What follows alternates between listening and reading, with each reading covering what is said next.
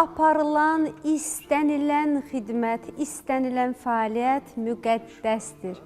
Bugün biz Xəzərin sahilində bu müqəddəsliyin əksini sizə təqdim edəcəyik.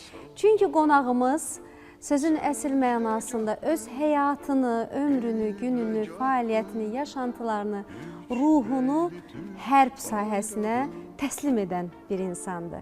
Ehtiyatda olan polkovnik leytenant, Qərbi Azərbaycanlı və Qərbi Azərbaycan məhəbbətini, sevgisini öz ürəyində yaşadan və eyni zamanda bütöv Azərbaycanımız üçün ömrünü fəda edən Ələsgər müəllim Vəliyev bugün Xəzərin sahilindədir və əziz tamaşaçılarımız, əziz bizi izləyənlər, əziz bizi gözləyənlər, qapımızı deyil, qəlbimizi sizə ərmağan edirik və qapımızı döyənlər deyil, qəlbimizi döyənlər buyursun deyirik və sizin hər birinizi salamlayırıq və başlayırıq. Ələsgər müəllim, xoş gəlmişsiniz. Xoş gördük. Ələsgər müəllim, biraz hərbçi qarşısında dayanmaq məsuliyyət tələb eləyir, biraz da ciddiyyət tələb eləyir. İndi qarşılayan dəqiqələrdə ümid edirəm ki, bizi səmimi, xoş bir söhbət gözləyəcək. İnşallah. Necəsiniz? Təşəkkür edirəm, sağ olun, yaxşı olasınız, yaxşıyıq, şükür Allaha. Ələsgər müəllim, Xəzərin sahilindəyik və bu mənim simvolik olaraq hər bir kəsə verdiyim bir sualdır. Çünki Xəzər sıradan bir məkan deyil. Xəzər öz mistikası ilə, sevgisi ilə, ruhu ilə, görüntüsü ilə və bugün də biraz dumanlıdır. Bax, bu pəcmürdə ruhu ilə hər zaman özünə məxsusluğu ilə seçilir və bura gələn qonaqlar ilk olaraq bir Xəzərimi salamlayırlar. Onun ətrafında gəzirlər, onun ruhunu öz içlərinə çəkirlər. Həmin o əhval-ruhiyyədən sonra həmən bu kürsüdə əyləşirlər. Siz də mənim Xəzərimlə salamlaşdınız, onunla söhbətləşdiniz və indi buradasınız. Və nə dedi o sizə? Bax, Qərbi Azərbaycandan ta bugünə qədər gəldiyiniz ömür yolunda Xəzərlə üzbəsürət dayananda nə hisslər keçirdiniz? Vallahi hisslər... Hərbçi insanlara biraz romantikadan sual vermək çətindir. Çətindir. Onun cavabı lap çətindir. Amma şeirlər yazırsınız deyə biraz cəsarətlənirəm. Nətər deyim, hər bir insanın doğulduğu, böyüdüyü torpaq yaşından asılı olmayaraq həmişə əziz olubdur. Mən də yəni bir Qərbi Azərbaycanlı kimi, bir Ababalı kimi orada doğulmuşam, böyümüşəm, yəni 18 yaşına kimi orada olmuşam və bu günə kimi də bir çox adamlar kimi mən də yuxularımı elə o doğma kəndimizdə görürəm. Ağbaba mahalı bilmirəm, indi mənə elə gəlir, yoxsa hamıya elə gəlir. Yəni, mənim üçün çox əzizdir. Çünki Ağbaba mahalının ilin 4 fəsli var da. Biz o fəsillərin hamısını canlı yaşamışıq orada. Yəni, qışı qış kimi yaşamışıq. Qış olub, məsələn, 1 metr yarım qar yağıbdır. Bu kitabda mən o şəkilləri qoymuşam, yəni baxa bilərsiniz. Məsələn, yaz fəsli dağların bir tərəfində qar olurdu, bir tərəfi yaşıl olurdu. Yəni, hiss olunurdu ki, bu yaz gəlir, təbiət oyanır. Məsələn, çaylar çağlayır. Məsələn, payızı, noyabr ayından bizdə artıq qar düşərdi, mal heyvan yığılardı içəri. Yəni, bizdə, nətər deyim, o 4 fəslin 4-ünü də canlı yaşamışıq da. Yayın da öz gözəlliyi var idi, hər tərəf gül, çiçək, məhsul bolluğu, məhsul toplanışı və s. Ümumiyyətlə, dağ adamları Xəzərin sahilində əyləşib, oranı vəsf edəndə, oranı xatırlayanda onların üz ifadələri tamamilə fərqli olur. Sanki onlar bu nədir ki, biz daha gözəlini görmüşük deyə bir tərz nümayiş etdirirlər. Vallahi elə mən də onu fikirləşdim ki, hansı formada yumşaq deyəsiniz onu? 30 ildən çoxdur, belə deyək də, indi biz burada məskunlaşmışıq Bakı şəhərində. Düzdür, indi bu illərin çoxsunu mən döyüş bölgələrində olmuşam, amma yəni ailəm burada olubdur. Yəni, Bakıda mən 2 fəsil görmüşəm, yay bir də qış. Heç qışı da o qədər sərt olmur Bakıda. Yəni, o birisi fəsillər hiss olunmur, amma bizdə məsələn, Məsələn, götürürəm Novruz bayramı ərəfəsini də. Məsələn, çərşənbə axşamlarında, məsələn, su çərşənbəsi olanda bütün hamı səhər tezdən 5-də, 6-da durub gedərdi bulaq başına. Deyirdilər ki, o hansısa məqamda oradan bir dirilik suyu axacaqdı. Kim o sudan içsə, heç vaxt ölməyəcəkdi, belə daimi yaşayacaqdı. Və yaxud da o suyu gətirib cəmaət bir-birinin üzünə çiliyirdi ki, bu aydınlıqdır. Sonra məsələn, torpaq çərşənbəsi olanda mənim yadıma gəlir, qar əriyirdi, əsasən yollarda da, yolda hərəkət olduğuna görə və yoldan bir belə buğ qalxırdı, par qalxırdı göyə, deyirdilər ki, yer nəfəslənir. Yəni biz bunu burada canlı görməmişik, amma orada biz onu gözümüzlə görmüşük ki, o yer doğrudan nədər nəfəslənir də, yerdən belə elə bil nəfəs çıxır. Ona görə də, nə bilim, vallahi, bizim üçün ora həmişə doğma olubdur. Mən elə bilirəm ki, indi bir söz deyim də. Dünyanın paytaxtı oradır. Yox, indi belə deyək, biraz bunu siyasiləşdirək. Nə mənada? Məsələn, 1993-cü ildə Ulu Öndər hakimiyyətə gələndə, yadınıza gəlirsə, bütün əhaliyə müraciət elədi ki, hamı silaha sarılsın, torpaqlarımızı azad edək. Yəni, haral olmağından asılı olmayaraq hamı silaha sarıldı və getdi, Qarabağda döyüşdü. Bəli, bəli. Füzuli əməliyyatı oldu, orada bir 20-yə yaxın yaşayış məntəqəsini biz azad elədik. İndi şükür Allaha bizim Müzəffər Ali Başkomandanımızın sayəsində, İlham Əliyev cənablarının sayəsində torpaqlarımız da azad oldu, Qarabağ da azad oldu. İndi yeni bir konsepsiya işlənir. Mənə elə gəlir ki, bu böyük qayıdış məsələsidir. Yəni biz o dədə-baba torpaqlarımıza, Ağbabiyə, Dərələyəzə, Göyçiyə, Zəngəzura, İrəvana qayıdacaq. Mən buna inanıram. 5-10 il bundan qabaq heç kim inanmırdı ki, biz Qarabağı qaytara bilərik. Amma bu, bugünkü gündə reallıqdır, hamı da bunu gördü.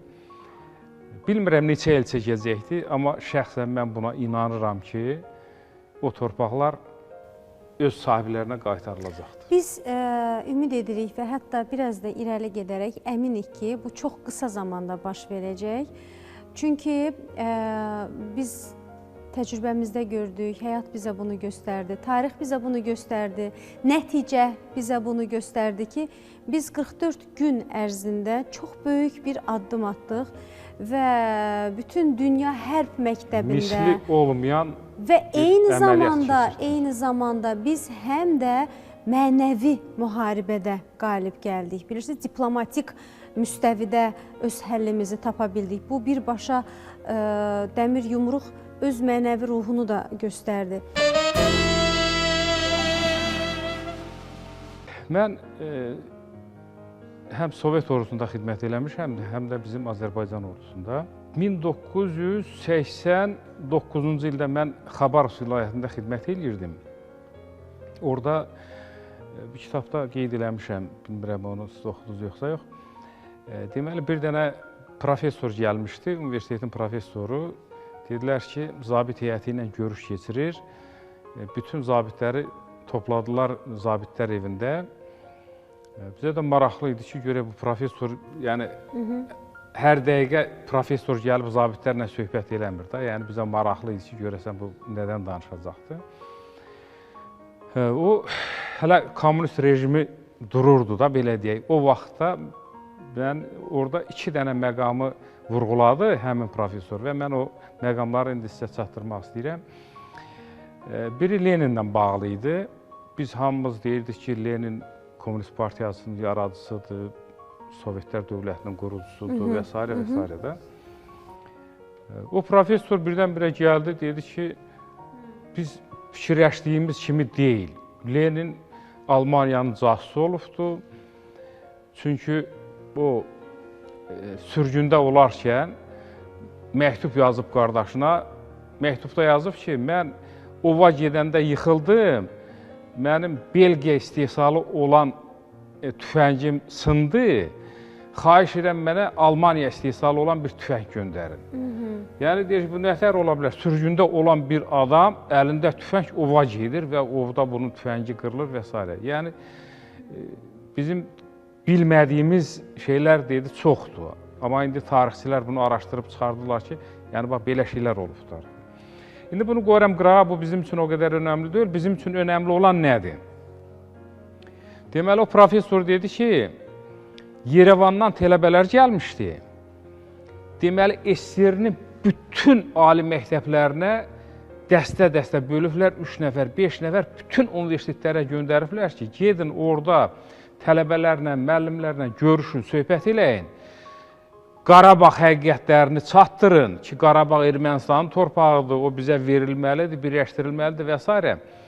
Və hesab da bundan götürülmüşdü ki, 10 ildən, 15 ildən, 20 ildən sonra 90-cı ildə olan tələbələrin 5%, 10%-i gəlib haradasa yuxarı böyük vəzifələrdə işləyəcəklər və onlar o gənc yaşlarında onların beyninə yeridilən o informasiyanı yadda saxlayıb gələcəkdə ermənilərə kömək eləyəcəklər. Yəni, özünüz bilirsiniz, Azərbaycanın özündə də bu təsdiqini tapıbdır ki, ermənilər burada gizli təşkilatlar yaradıblar, hələ Sovetin dövründə pul yığıblar, hesab açıblar, bütün erməni millətindən olan işçilərin hamısına pul yığıblar, bu məsələləri həll eləməkdən ötəri. Yəni, bu o qədər möhtəşəm bir işdir ki, bu 44 günlük müharibədə o dəmir yumruq deyirsiniz. Bax, o, nə bilim mən, 30 ilin, 40 ilin, 50 ilin o diasporanın işini, bütün bax o bütün SSR-yə yayılıb o məlumatları yayan adamların hamısını o bir dənə dəmir yumruq məhv elədi, sıradan çıxartdı. Yəni, bu o qədər böyük bir zəfərdir, o qədər böyük bir qələbədir ki, nə bilim, valla mən söz tapmıram bunu ifadə eləməyə. Bilirsiniz, bax, nəfəs çəkmədən sizi dinləyirəm. Ələsgər müəllim, əziz tamaşaçılarımız, sizə bir haşiyəyə çıxım, P.S olaraq. Ələsgər müəllimlə mən görüşəndə, o mənə bu İbrət adlı kitabı verdi və söylədi ki, əgər siz bu kitabı oxumasanız, bizim danışmağa bir söhbətimiz olmayacaq. Yəni, hamımızın reallığımızdır ki, bugün kitab oxumaq məxsusi bir zaman ayırmaq deməkdir. Bu qədər qaynar həyatın içində biz nə qədər özümüzə bu zamanı ayıra bilirik və s. Amma mən bir gün ayırdım və bu kitabı vərəqləyəndə onun üslubu, elə sizin özünüzə də xitabən dedim ki, onun üslubu məni çəkdi. Çox yumşaq, qəlbə yatımlı, çox sadə bir üslubu var idi və yanaşması var idi və bu, orada olan hadisələrin daha tez mənimsənilməsinə səbəb oldu.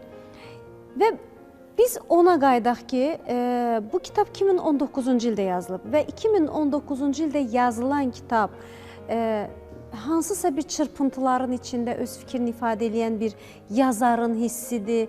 Ümidlər var burada, görəsən nə olacaqlar var burada və artıq 2020-ni yaşadıq biz. 2020-nin sentyabrından noyabrına qədər olan o müddət burada yaşantıların bir neçəsinin cavabını verib. Bəli. Və siz hərbçisiz və mən istərdim ki, bax, biz bilirsiniz, yenə dönək sizi daha yaxşı tanıtmağa. Missiyamız bundan ibarətdir. Çünki tamaşaçılara hər zaman belə insanları tanıtmaq, belə insanların fəaliyyəti, onların yaradıcılığı, onların həyat fəlsəfəsi, yaşam prinsipləri, bunlar bir nümunə olaraq həm tanıdılmaqda, həm də ki, gələcək nəslə bir örnək olmasına bir missiyadır. Yəni, bizim işimiz bundan ibarətdir. İnsanları tanımaq və tanıtmaq və bacardığımız qədər də yaxşı tanıtmaq. Bacardığımız qədər də onları müsbət yöndən vermək. Çünki bu bir təbliğat cərəyanıdır. Yəni, insanların yaxşı yöndən görünməsi və bu missiyanın gələcək nəslə ötürülməsi. Və mən yenə əvvələ gəlmək istəyirəm, yenə o kitabdan sitat gətirmək istəyirəm. Baxın, siz Lenindən danışdınız, orada bir sıra hərbi siyasi məqamlar var, orada öz əksini tapır. İndi bizə işarə edirlər ki, artıq reklamların zamanıdır, reklamlara ayrılacaq. Ondan sonra artıq biz buna dönəcəyik və sizin Ağbabada, Qərbi Azərbaycanlı olaraq, orada öz elində, obasında gənc bir insanın məhz ilk hərbi təhsil alma qərarı və qardaşınız Qulunun sizə bir döş nişanı verməsi, yəni ki, bu döş nişanının sizin də özünüz daha geniş və ətraflı danışarsınız ki, bu sizə bilavasitə bir missiyanın uşaqlıqdan yüklənməsi demək idi, alın yazısıydı bu sizə. Çayınızdan bir qurtum için. Elə belə çay deyil ha, bu çay Hacı Seylon çaylarıdır və dadı ilə seçilir, rəngi ilə seçilir, özəlliyi ilə seçilir və siz də ümid edirəm ki, içib daha yaxşı kitablar yazacaqsınız. Əziz tamaşaçılarımız, qısa bir aramız var. Ələsgər Vəliyev Xəzərin sahilindədir. Kimdir Ələsgər Vəliyev? Hərbçidir. 1-ci Qarabağ müharibəsində, Sovet hərb məktəbində və bugün də 44 günlük müharibədə öz fəaliyyəti ilə Azərbaycan müstəqilliyinə qatqısı olan bir insandır. Kısa bir aradan sonra daha yaxından tanış olacağıq. Kanalı dəyişməyin.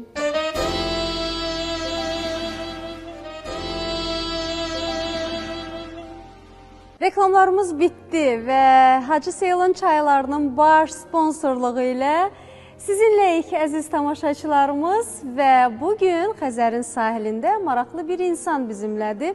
Xəzər də bugün biraz dumanlıdır, biraz meyxoşdur bugün. Çünki biz, hətta bəlkə ona da ayan olub, hə, Ələsgər müəllim, biz bugün hərb tariximizdən danışırıq. Bugün biz Azərbaycanımızın, müstəqil Azərbaycanımızın çətin dövrlərindən ta bugünə gəlmiş bir yoldan danışırıq və bu yolda xidməti olan insanlardan danışırıq. Onların simasında Ələsgər Vəliyev bugün bizimlədir və polkovnik leytinant, ehtiyatda olan polkovnik leytinant və eyni zamanda bəlli bir həyat yolu keçən və öz ömrünü hərbə bağlayan bir insan, İbrət kitabının müəllifi, Qərbi Azərbaycanlı, Ağbabalı və bugün də Azərbaycan tarixini yaşatmaq üçün öz missiyasını davam etdirən bir insan. Və Ələsgər müəllim, gələk qaldığımız yerdən davama. Siz uşaqlıqdan hərb sahəsini seçdiniz və ilk hərbi təhsil alan adam oldunuz. Yəni peşəkar səviyyədə bunu həyata keçirdiniz və sizə Drujinnik medalını sanki verəndə qardaşınız elə sizə bu ömrü, bu taleyi, bu bəxti biçmişdi. Bu seçim bugünə qədər gələn yolunuzda və çox da çətin yoldur. Müxtəlif şəhərlər, müxtəlif ölkələr, müxtəlif xalqlar, yuxusuz gecələr, rahat olmayan evlər və s. Bax, bu nə qədər bugün xatırlayanda onu özü üçün təhlil eləyə bilir ki, yəni doğruydu mu? Mən keçdiyim yola görə peşman deyiləm. Yəni, bugün cavan olsaydım, yenə bu peşəni seçərdim.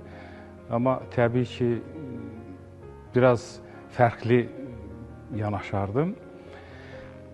Deməli, siz düz buyurdunuz, mən doğrudan da Ağbaba mahalından ilk kadr zabit olmuşam ki, yəni hərbi məktəbə gedib, hərbi təhsil almışam və leytinant rütbəsindən oradan buraxılıb, sonra Sovet ordusunda xidmət eləmişəm. Bu, mənim, nətər deyim, birinci siz vurğuladınız, qardaşım o Drujinnik nişanını mənə verəndə, onu belə bu yaxanın alt tərəfində taxırdılar, yəni qıraqdan görünməsin ki, bu Drujinnikdir, yəni bir ictimai əsayişə nəzarət eləmək üçün, yəni müdaxilə lazım gələndə gəlib göstərməlisən ki, bax, mən Drujinnikəm, yəni özünüzü yığışdırın, belə. Sonra o birisi qardaşım İsfəndiyar əsgərlikdən gəldi, mən xoşlayırdım onun, o paltarı mənə böyük olsa da razmercə, onu geyinirdim, onun da üstündə nişanlar var idi, mənə nəsə belə simpatiya var idi bu hərbi geyimə. Sonra bir növbəti məqamda hansı ki, mənə təkan verdi bu zabit olmaq üçün. Mənim atam kənd Sovet sədri işləyirdi. Bizim kənddə çox uzqar bir kənd idi, orada Türkiyə ilə sərhəd idi. Orada deməli o komendatura var idi, Sovet ordusunun komendaturası, sərhəd komendaturası. O zabitlər uşaq doğulanda gəlirdilər atamın yanına ona metrik almaq üçün, doğum haqqında şəhadətmə almaq üçün. Nə bilim, nicah haqqında biri evlənirdi, məsələn, gəlirdilər orada nicah bağlayırdılar, atam onu yazırdı. Və mən o zabitləri görəndə ki, bunlar belə uniformada, qəşəng geyiniblər, ayaqqabılar, o vaxt indi çəkmək də ayaqqabı yox idi, çəkmə geyinirlər bura kimi, hamı belə par-par parıldayırdı. Boğaz maşını ilə gəlirdilər, nə bilim, qar çox olanda xizəklə gəlirdilər və yaxud da atla gəlirdilər. Və nəsə məndə belə bir simpatiya yarandı bu hərbiyə. Ona görə mən qarşıma məqsəd qoydum ki, mən zabit olmalıyam. Və getdim, oxudum və mən gedəndən sonra deyim ki, yəni bizim Ağbabadan mən belə bir böyük təkan verdim. Bu kitabda şəkillər var. Yəni məndən sonra 9 nəfər o balaca kənddən, yəni 30 ailənin yaşadığı kənddən 9 nəfər zabit çıxdı, kadr zabit. Yəni hansı ki getdilər, hərbi məktəblər oxudular. İndi də onların bir neçəsi xidmətdədir. Bəziləri indi yaşı uyğun olanlar ehtiyata çıxıblar, amma hələ xidmət edənlər də var. Bax, elə o kitabdan istinad edərək, o kitabdan, ümumiyyətlə bugün mənim qurduğum sualların böyük əksəriyyəti o kitabdandır. Bəli. Və orada bir neçə ibrətamiz fikirlər var. O fikirlərinizi oğurlamışam, xəbəriniz olsun və halallıq verin. Orada belə bir fikir var ki, deyir ki, atanı çox sevirsən, bir müdrikdən, Platon söyləyir. Atanı çox sevirsən, yoxsa ki, müəllimini, adam deyir ki, müəllimini. Aydın məsələdir, amma niyə sualına cavab verəndə, ümumiyyətlə, dahilərimizin bir çoxu müəllimlərə xüsusi önəm veriblər. Amma Platon onu belə əlaqələndirir ki, atam məni yerdən, göydən yerə endirdi, müəllimim isə yerdən göyə qaldırdı. Və bugün Ələsgər Vəliyev şəxsiyyəti dedikdə ki, verilişdən əvvəl mən sizlə görüşmüşəm və biz müzakirələr eləmişik və mən sizi daha yaxından tanıdıqca bir şəxsiyyəti açmağa bu birinci amildir. Və mən sizdə o nizam, intizam, o duruş, o xüsusi cilalanmış bir üslubu gördüm. Və bu müəllimlərə təbii ki və yaşam tərzinə birbaşa borclu olan bir səbəbdir. Müəllimləriniz, bax, həyat müəllimləriniz, bizim 2 müəllimimiz olur da, biri həyat müəllimi olur, bizə həyat dərsi keçir və bizi şəxsiyyət kimi formalaşdırır. Biri də bizim elmi müəllimimiz olur. Yenə bir haşiyə çıxacam. Olmuş bir şeydir. Bir dəfə auditoriyada müəllimimiz danışdı. Deyirdi ki, bir professor idi. Deyir, o professor olaraq danışanda, deyir, ona müəllimi dedi ki, kobud ifadə ilə, yəni sən az danış, mən sənin müəllimin olmuşam. Adam sonra cavab verdi ki, siz mənim müəllimim olmamışsınız, siz mənə dərs demişsiniz. Yəni, müəllim olmaq başqa şeydir, dərs demək başqa şeydir. Sizin üçün müəllimlər kimlər olub? Yəni, imza desəniz də olar, yəni ümumiyyətlə bir onun prototipini çizə də bilərsiniz. Çünki bu çox vacib amildir. Valla mənim üçün müəllim, deməli, əsl müəllim birincisi mənim öz doğma bacım olubdur.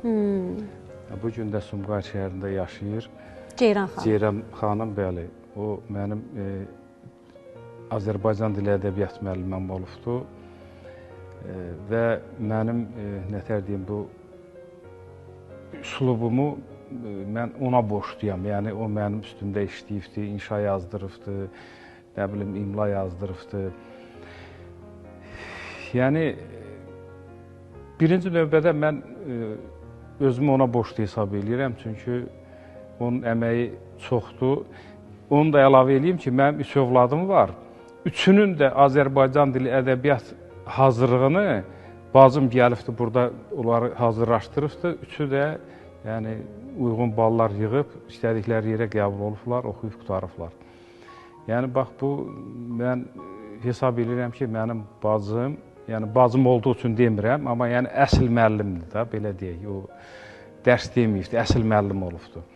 Sonra onun bir həyat yoldaşı var idi, Vaqif müəllim, dünyasını dəyişibdir, rəhmətə gedibdir, Allah ona rəhmət eləsin. O da doğrudan da yəni çox belə mükəmməl bir müəllim idi.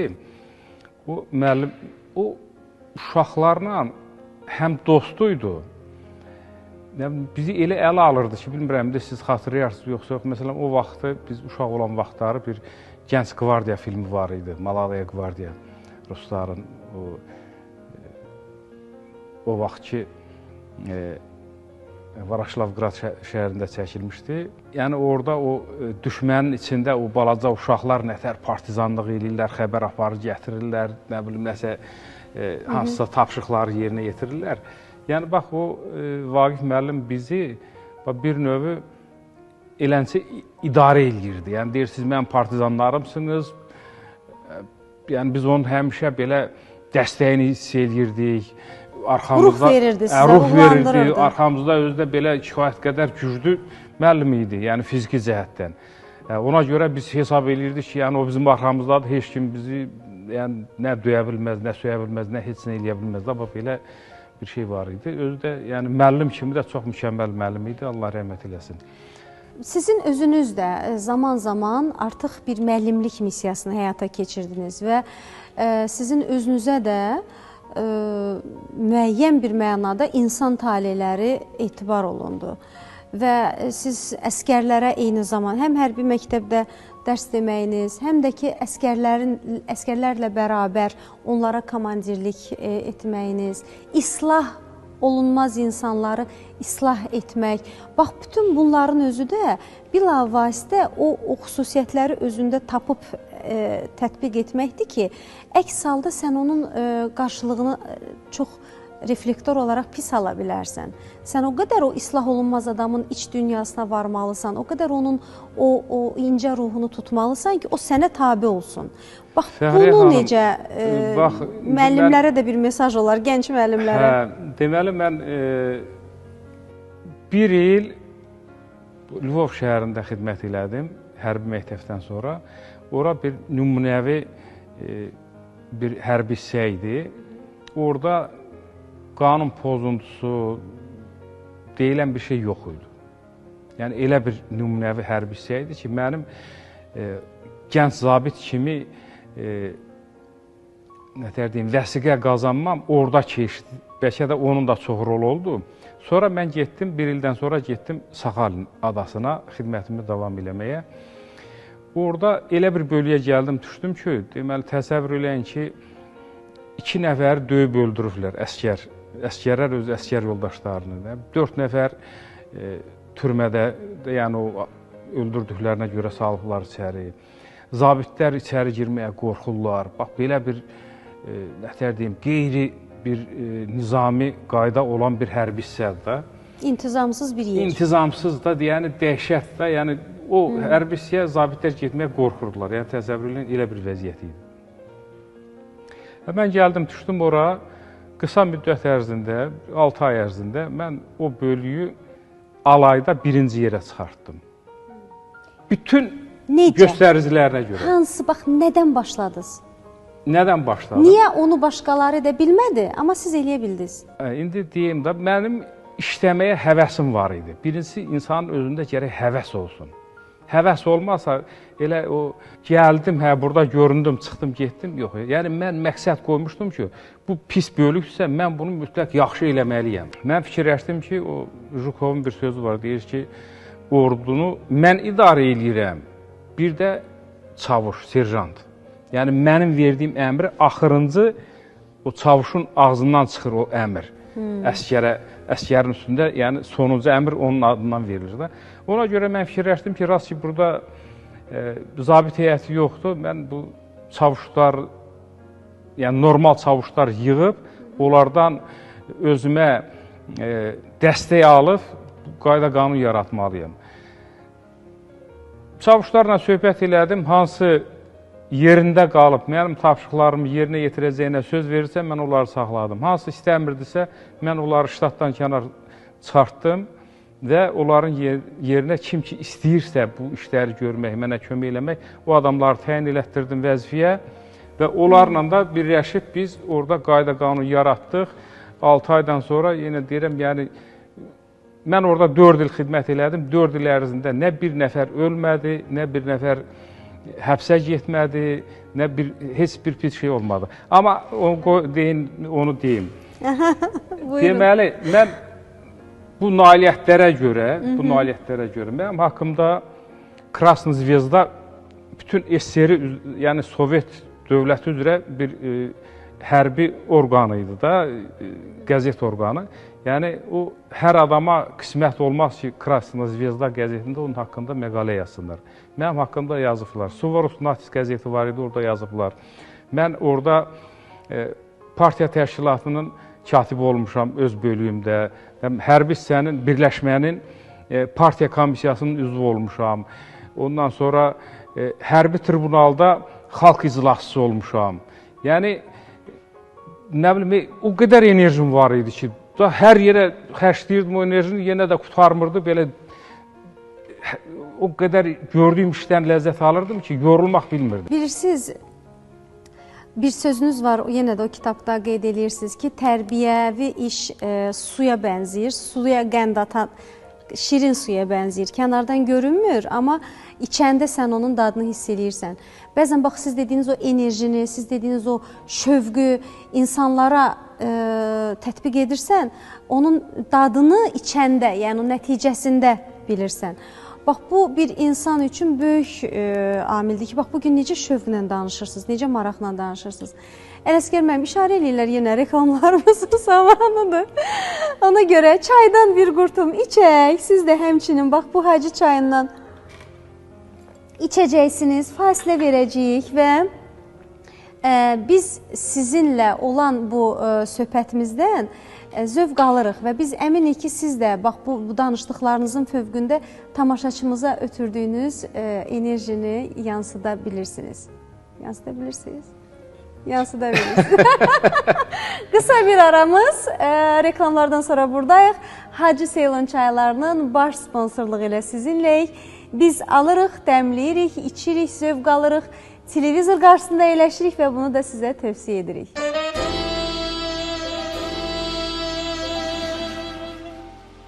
Reklamlarımız bitdi. Əziz tamaşaçılarımız, Xəzərin sahilindəyik və Ələsgər Vəliyevin daha yaxından tanıdılması üçün biz buradayıq. Niyə? Çünki o Azərbaycan hərb sahəsində öz sözünü demiş insanlardandır və bugün öz əsəri ilə, öz yaşantıları ilə, öz belə deyək, dəlil sübutu ilə qarşımızdadır və bugün biz müstəqil, qalib Azərbaycanın vətəndaşıyıq və bu yolda xidməti olan insanları göstərməyi, vəsf eləməyi özümüzə mənəvi borc bilirik. Qaldığımız yerdən istərdim davam eləyək, çünki mən əminəm ki, bir hərbçi üçün bu məqamlara xüsusi diqqət yetirmək nə deməkdir?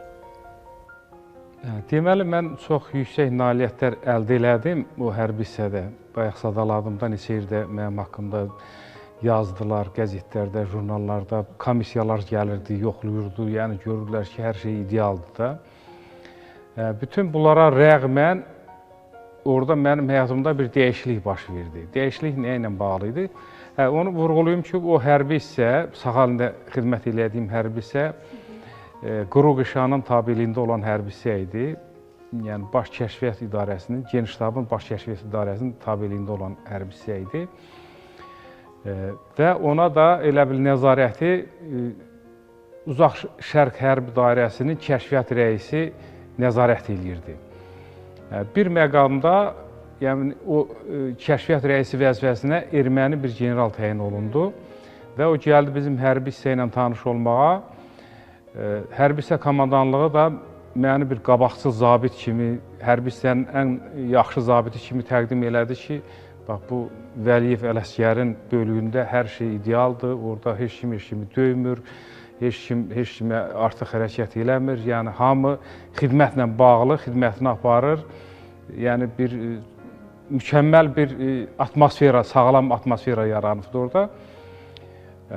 Hərbi hissə komandanlığı elə bildi ki, bu general bəyənəcək, sağ ol deyəcək, amma erməni xisləti hər yerdə olduğu kimi o saat bunun beynində bir reaksiya getdi ki, bu Azərbaycanlı burada belə yüksək nailiyyətlər əldə edibdir. Ələsgər müəllim, bax o dövrlər 90-lardan artıq siz Rusiyada xidmət göstərdiyiniz zaman artıq ölkəmizdə, öz vətənində baş verənləri görüb laqeyd qalmamaq məsələsi, ümumiyyətlə Azərbaycana gəlməyiniz və bax burada uşaqların, mən orada xidmət göstərən insanların, şəhidlərin şəklidir. Bax buna qədərki dövr və bundan sonraki dövrdən istərdim ki, danışasınız.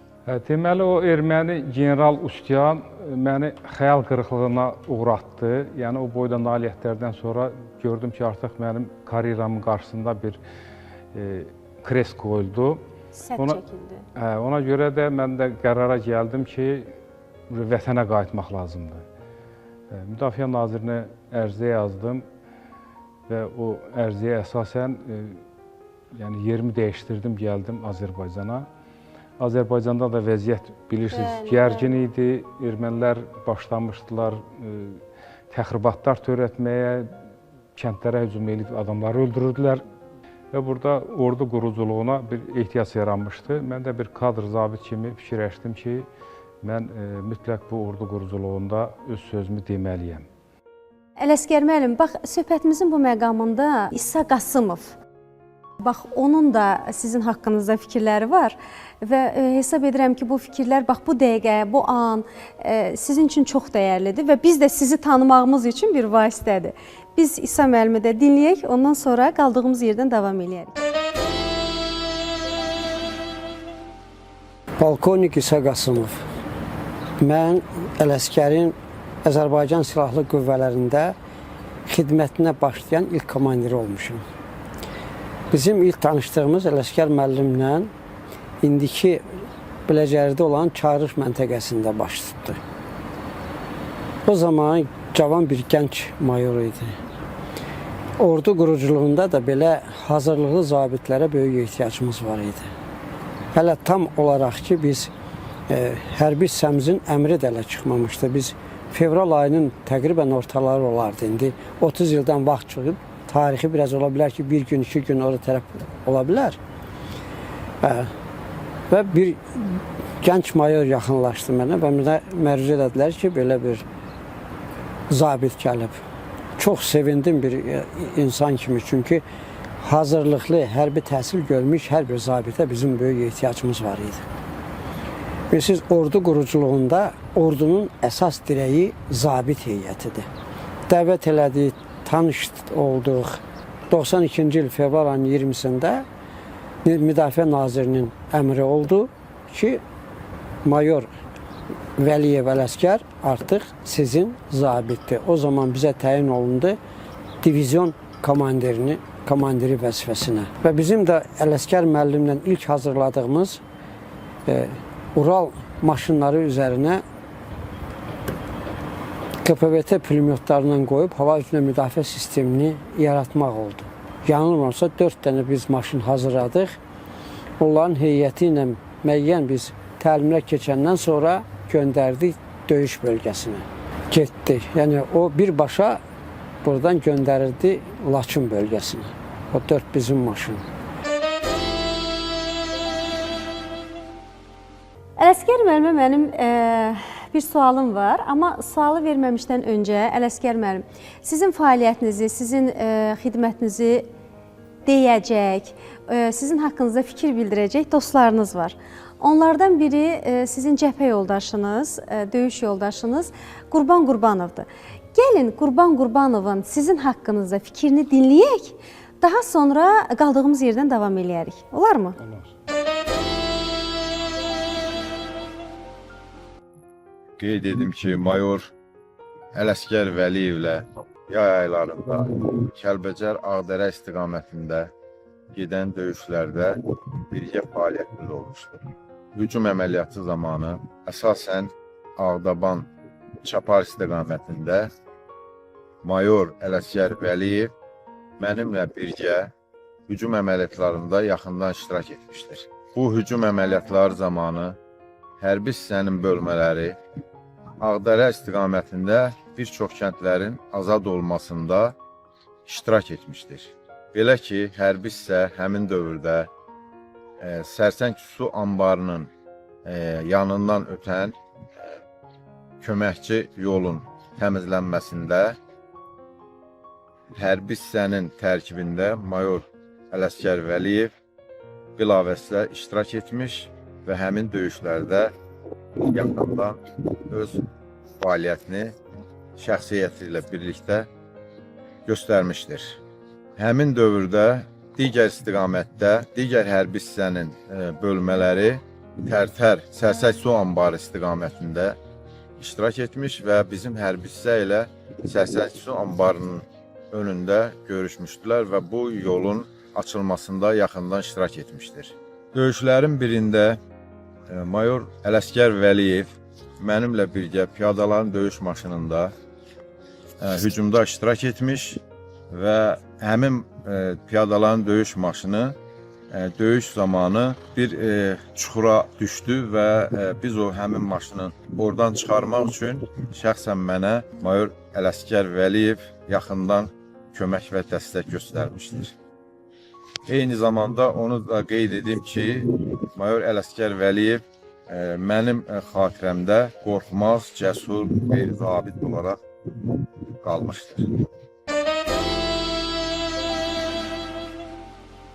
Ali rütbəli zabitdə dərin ixtisas biliyi olmağı ilə yanaşı, Azərbaycan Respublikasının konstitusiyasına hörmət, yüksək ziyalılıq, mənəvi zənginlik, əxlaq saflığı, məslək sevgisi, analitik düşüncə, dürüstlük, sədaqət, cəsarət, fədakarlıq, tabe olmaq bacarığı, ünsiyyət mədəniyyəti və digər müsbət qabiliyyətlər olmalıdır. Bu qabiliyyətləri özündə ehtiva edən insana əlbəttə ki, şəxsiyyət deyilir. Şəxsiyyət formalaşması iki başlıca amilin, 60% irsiyyətin, 40% mühit tərbiyəsinin qarşılıqlı təsiri ilə həyata keçirildiyini yaxşı anlayan müsahibim ailə mühiti, ictimai mühit və ətraf mühit, yəni relyef doğulduğu yerin vacib olduğunu çox gözəl dəyərləndirirdi.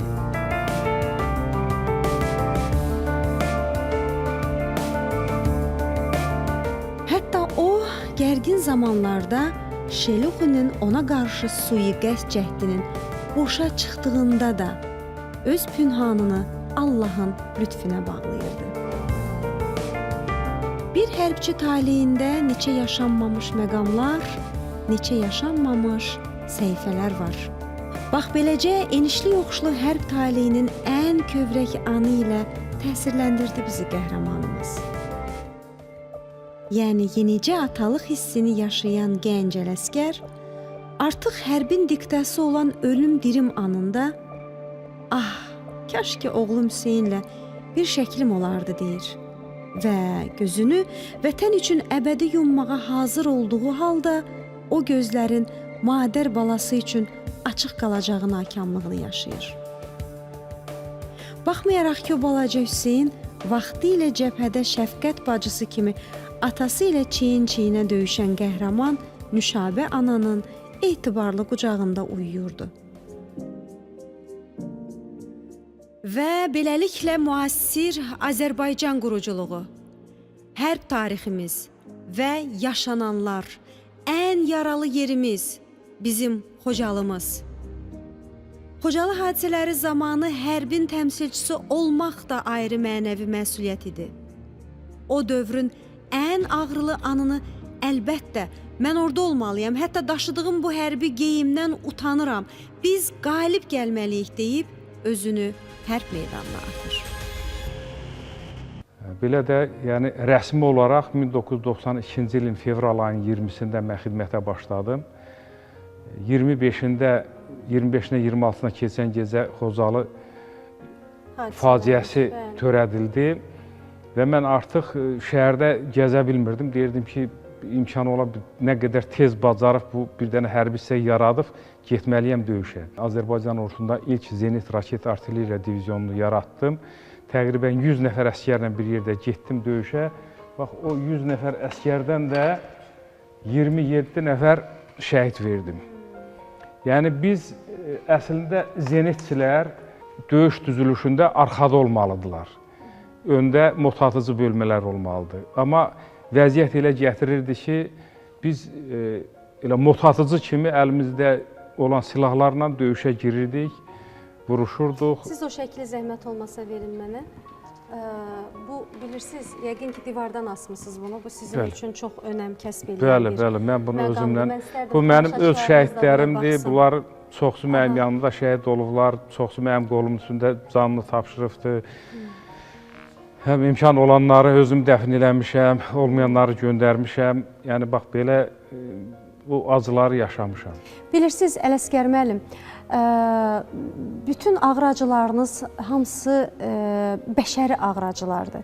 Bütün dünya müharibə yaşayanda eyni ağrı-acını yaşayır, doğma itirir və bütün bunların hər biri hərbçi həyatından keçirsə bu daha. Bax, bu insanların hər birinin özünün öz ruhu, ətri, səsi var. Bunları itirmək nə demək? Yazmış olduğunuz ibrət kitabı hər kəs üçün bir ibrətdir. Görüşəndə də dedim, indi də təklif edirəm ki, onu 2020-dən sonra onun motivini zənginləşdirərək daha geniş şəkildə oxucuların ixtiyarına verəsiniz. Sizə təşəkkür edirəm, çox sağ olun. Varlığınız üçün, həyəcanınız üçün, vətən deyib qol qaldırmanız üçün və bugün də onu tarix olaraq yaşatmanız üçün və böyük həyəcanla kaş ki bunu hamı bilsin və yaşasın deyə bir tətbiqiniz üçün təşəkkür edirəm sizə. Sağ olun. Var olasınız. Və əziz tamaşaçılarımız, biz bir vətəndaş, Azərbaycan vətəndaşının həyatına yol açdıq. Hərbçi Azərbaycan vətəndaşının. Vətən öz ərazi böyüklüyü ilə deyil, vətəndaşının böyüklüyü ilə ölçülür. Və ərazimizin bütövlüyü üçün əlindən gələni əsirgəməyən bir qəhrəmanımızın bugün həyat hekayəsini dinlədik. Ələsgər müəllim, bax bu çay, mən əminəm ki, bugün sizin o böyük xidmətdən sonra evinizdə sevdiklərinizi, əzizlərinizi qarşınıza belə süfrə başında əyləşdirib içəcəyiniz bir çay olacaq. Buyurun, əyləşin və Azərbaycanımız, müstəqil Azərbaycanımız öz ailə dəyəri ilə, ailə ocağı ilə və birlikdə yaşamaq mənsubiyyəti ilə gözəldir. Və ona görə də hər birinizə, evinizdə, ailənizdə xoş arzu niyyətlə gözəl bir isti çay içməyi biz arzu edirik, xoşbəxtlik arzu edirik. Hər zaman evinizdən ruzu bərəkət, əskik olmasın.